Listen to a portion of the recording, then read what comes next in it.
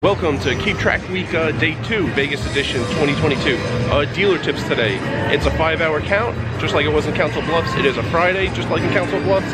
It is a little earlier in the day. It's about noon right now. I think I started counting around 4 p.m. in Council Bluffs, but because of my schedule, I'm going to count now, and my first 5 hours of the day will be here at Aria. I'm going to play my 5 hours here, go check in. I'm between rooms right now, go check into Airbnb later. So all 5 hours will be here at Aria on a Friday, and I'm gonna guess it's a little less. In a local room, you see a lot more tips, and I mean the frequency. If someone raises pre and that's the end of the hand, you very, very often see a tip in a local small room like Council Bluffs. Not quite as much out here. Also out here, there's more people who are like new, younger people, or people who come from table games, and they don't quite understand how tipping works. Some people from other countries where tipping isn't common, and they kind of forget all night that dealers get tipped in the US. Often Australia, dealers don't get tipped and they kind of forget. So for those reasons, I'm gonna guess it is a little less than the count was in Council Bluffs, but we'll see. Taking a break in the hotel lobby area at Aria. 60% of the way done with the count, and the first hour actually had a lot of tips, but the next two were more what I expected, and I'm pretty sure for the reasons out here that I expected also. So gonna play 2 more hours, keep counting. They will definitely be here at Aria, and then I will tell you the totals at the end of the day.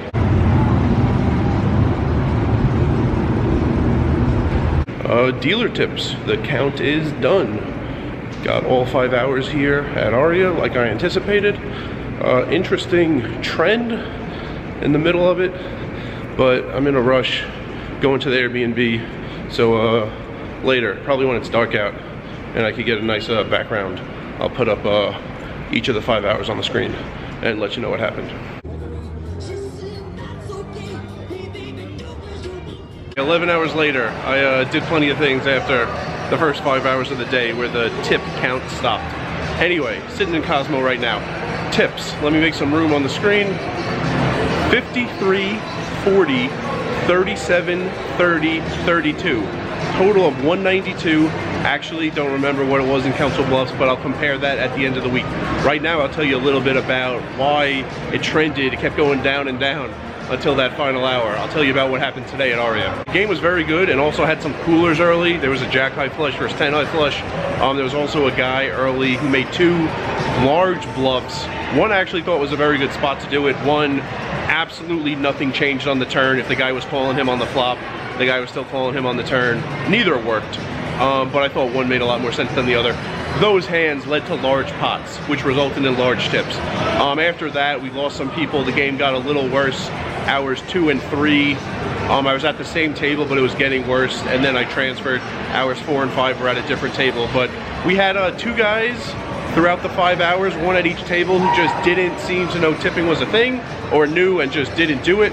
I think between the 2 of them, there was one $1 tip, and they probably won like 25 hands total. You know, a lot of small and medium pots, but still.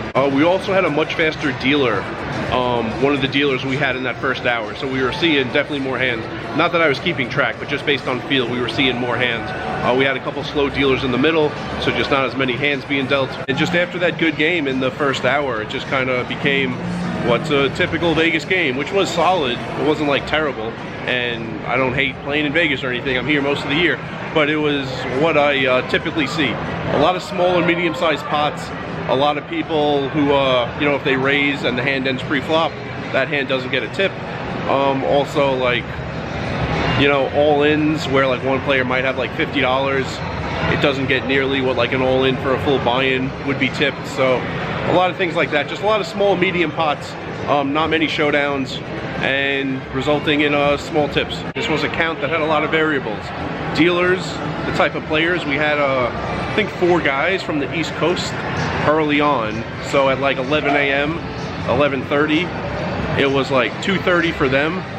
Other people who are used to this time zone probably not even awake yet. So that's what made for the good game early. We had a fast dealer early, slower dealers in the middle. So a lot of variables to this count, and at the end of the week I'll organize my thoughts a little better and compare them to Council Bluffs a little more.